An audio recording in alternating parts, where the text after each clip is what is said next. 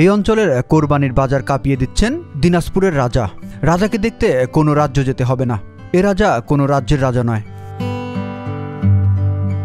দিনাজপুরের রাজা বাস করেন দিনাজপুরের পার্বতীপুরের হামিদপুর ইউনিয়নে মধ্য দুর্গাপুর গ্রামে আব্দুর রাজ্জাকের খামারে।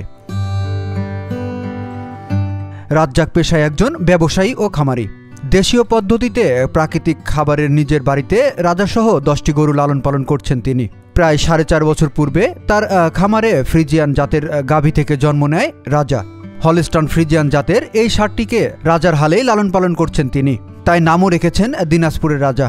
বিশাল আকৃতির ষাঁড়টি দেখার জন্য প্রতিদিন অসংখ্য উৎসুক মানুষ ছুটে আসছেন রাজ্জাকের বাড়িতে, ভিড় করছেন রাজার পাশে।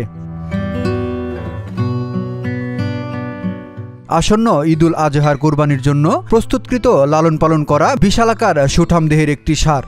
মালিক যার নাম দিয়েছেন দিনাজপুরের রাজা।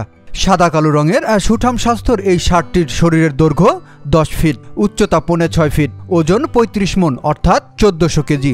রাজার মালিক বলছেন তিনি রাজাকে বিক্রি করবেন 18 লাখ টাকায়। গ্রাম মধ্য দুর্গাপুর বড়পুকুরের কয়লাখনি পার্শ্বে পাদুপুর থানা দিনাজপুর ডিস্ট্রিক্ট। এর নাম দিনাজপুরের রাজা। 4 বছর যাবত একে পালন করতেছি। দেশীয় খাবার খাওয়াই, প্রথমে একে খাওয়াই ঘাস, খড়, ভুট্টার আটা, গুঁড়া, খুদির ভাত, চোপড়, খৈল, মুসুর ডাল, ছোলা বুট। 4 বছর যাবত একে পালন করতেছি। এর বেশি করে 13 লাখ টাকা প্লাস খরচা আমার। এ হলস্টাইন ফ্রিজিয়ান জাত আমার দেশের সর্বোচ্চ ভালো মানের গরু। উত্তরবঙ্গে দিনাজপুর ডিস্ট্রিক্টে উত্তরবঙ্গে সর্বোচ্চ বড় গরু। আমার চাওয়া আমি ন্যায্য মূল্যের জন্য পাই গরুটার। বাংলাদেশের শিল্পপতির দৃষ্টি আকর্ষণ করছি। আমি গরুটার দাম 18 লক্ষ টাকা চাচ্ছি। এর লাইভ ওয়েট এখন বর্তমান 1400 কেজি, 1400 অর্থাৎ 35 মণ।